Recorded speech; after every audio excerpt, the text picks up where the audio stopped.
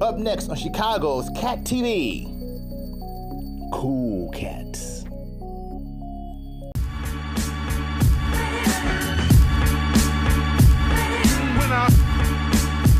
Three, two, one. We're in the house. What's going on, y'all?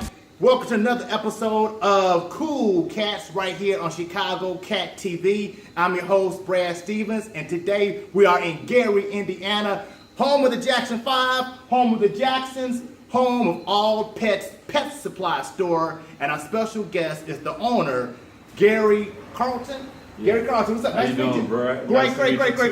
All right. Great. So tell us a little bit about yourself. Well, first of all, good morning to everybody, or afternoon, depending on when you view this. Right. I'm Gary Carlton. Appreciate the interview on Cat TV, Chicago Cat TV.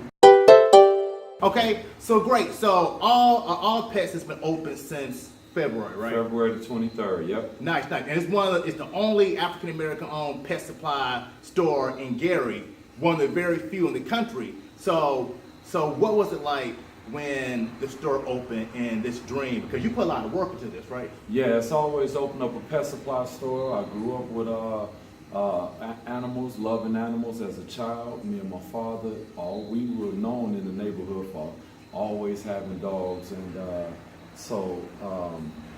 it just was a dream of mine that I actually just made it become reality. It took 6 years.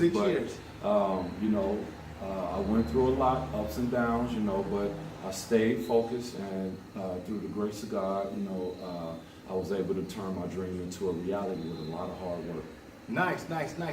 So what are some of the services that All Pets offers to the pet community, parents? And to the pet parents, that's right. I see you've been doing your homework, because that's the new word now. You're not a dog owner, you're a pet parent. That's right. But yeah, definitely the service that we are trying our best to provide. We're trying to bring quality, and we're trying to bring premium foods for your pets right here in the city of Gary, Hammond, East Chicago, for all your pets. We have bird food.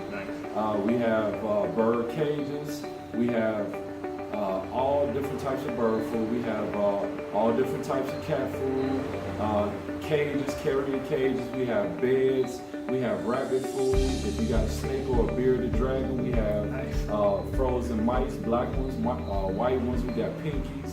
We have bird cages. We got several different types of cat litter. Right. We have basically just about every type of dog food that it is, but we're always adding. We have fish tanks. We have rocks. We have heaters. We have chains, collars. Actually, we just got a little bit of everything. Got everything. Nice. Yep. You know what's funny? It may sound kind of sadistic. I used to have a turtle as a kid, and we used to feed them like live goldfish. Brad, we got baby turtles in the back behind us now. We sell turtle food. Right. You got to come check us out. We're at 3982 Broadway. We're located north of the railroad tracks. We're on the west side of Broadway. Right across the street is Kennedy Library. Nice. Yeah, I love the facility. And like I was saying before, I always love supporting small businesses, especially African American owned stores. So what were some of the challenges, or how do you deal with some of the challenges of competing against like the Goliaths, like the Targets, the Walmarts, the Amazons? And my honest answer to that question is first of all, location. Location is everything when you're starting a retail business, because you never want to start a business right down the street from a big box chain, because it's very hard, Brad, to compete with their prices. Yes. They got it down to a science, and they're in tune with all the people the industries that make all the pet supplies. So they're getting it by the bulk, and they're getting the best prices. So location would be my first advice. My second piece of advice, and I only have two when it comes down to the business, would be to follow your heart. Nice. No matter what it is that you want to do, pick a great location, work hard, save your money, and put your money where your mouth is. Okay, right. Right here on Chicago Cat TV. Chicago, I let it plug. Right, so knowing all the work that went into making this dream a reality, like if you could do it again, knowing what you would go through, would you do it again?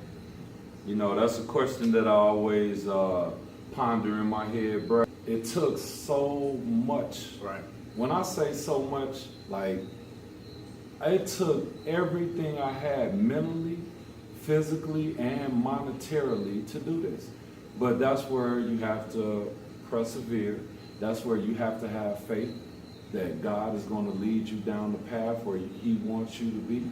And you just got to stick it out, Brad, and go for what you know. Period. Right. That's the bottom line. No question. Right, because you're also a truck driver. You were saying that you use some of the money from driving the truck to bring all pets to life. That's how it happened, and I want to just say one more thing, that when you're going to do a business, you really don't. I mean, everybody's going to say don't use your own money and get a business on, and I see that all the time. Hey, start your own business. We'll supply the money. Well, first of all, money is made up. It's not even real. So if you allow somebody to spend capital, made up money, and put a price tag on that money that they give you, in a sense, that's not even your idea, your business no more, because now that person, based off the money that they gave you, is now in your back pocket. So I would say, don't take out no business loans, save your money, develop your plan on paper and in your mind, and line all your ducks up, and when the time comes, that money that you save, you bootstrap your own business from the ground up. That way, the first dollar that comes in the store is yours. Right, that's excellent. Hey, that's my sister talking off like That's Gary. What's up, sister? Used to be a motivational speaker. You be getting me fired up, man. It don't take much to get me fired up. Right here on Gary. Cat TV.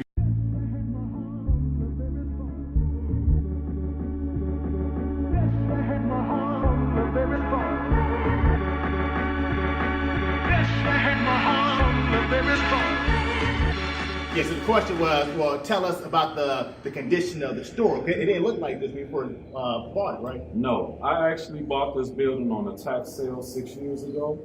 There was a big old hole in the wall that you could just walk from outside inside the store. Yeah. The store was dilapidated, had been abandoned for over 10 years.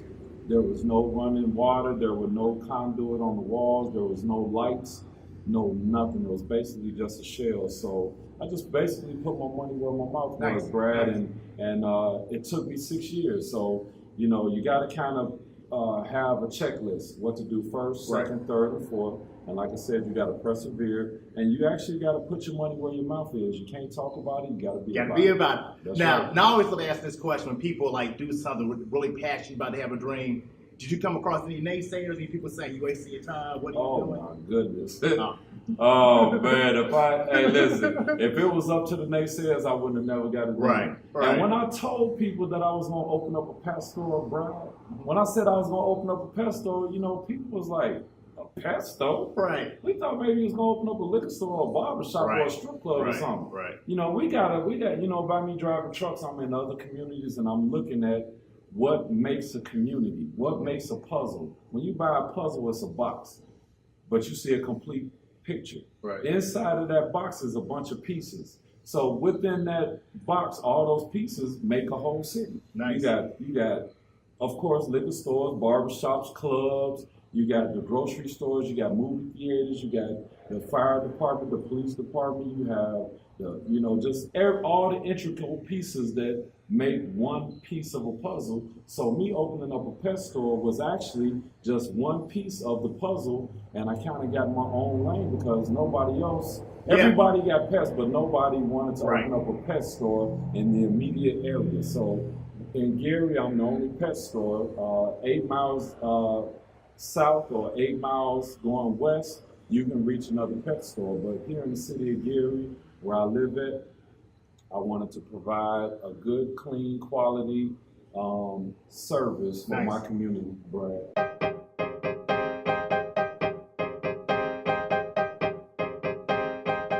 Nice. Now, last question. I always like to ask like a serious, goofy question, and that is, if you could come back as any animal, what would it be? For me, it would be a megalodon shark, the biggest shark that ever lived, but be as smart as a human being. I think that'd be pretty dope. How about you? That's great, man. I've never been asked that question, so off the top of the dome, if I could come back, I would come back as a dog. Nice. I would probably come back as a pit bull. Right. And just really smart, you know, and really healthy. And I would like to be like the king of the jungle. It's either a dog or a lion. And we're right here located 3982 Broadway. Nice. We are north of the railroad tracks, and we are on the west side of Broadway, right across the street from Kennedy Library. We are on Facebook. If you type in All Pet Supplies, that's 3 words. If you type in All Pet Supplies, you can find us. That's 3 words. And we are, if you want to give us a call, that's area code 219-885-9670. Great. So for Brad Stevens and Gary, for Chicago Cat TV. Chicago Cat TV. Thank you very much, and check them out. We'll have information. Check out at the end of the clip. Peace. Peace.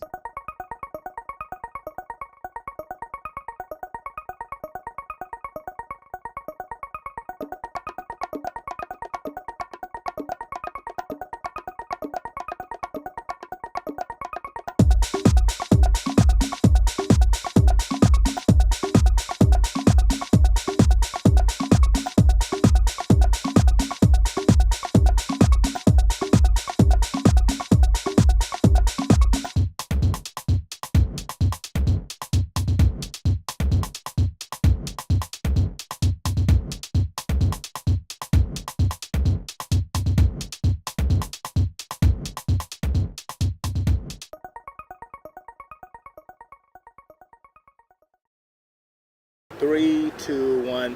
What's going on, y'all? Brad Stevens for Cool Cats, only on Chicago Cat TV.